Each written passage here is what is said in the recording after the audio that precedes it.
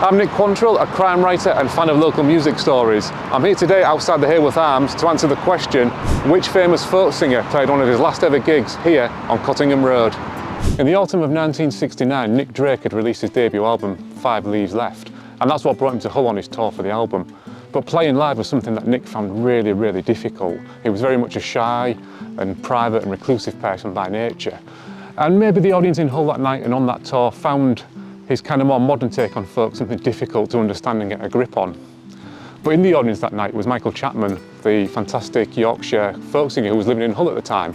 And he talked about how great the gig was and how kind of new and exciting Nick Drake's work was. And realising that Nick had nowhere to go for the night after playing the gig, he brought him back to his own house in the Avenues, where they spent the night trading songs and talking about folk music.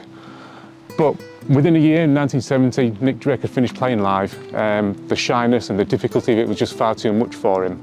And retiring from private life, we get 2 more brilliant albums from him before he unfortunately and ultimately takes his own life in 1974. But if there is a happy ending to this story, it's in the fact that Nick's work and its influence is very much there in the present day. So you listen to people like The Cure, R.E.M. and Kate Bush, and they talk about what an influence Nick Drake's work was and those songs that we would have heard in the Hayworth Arms that night.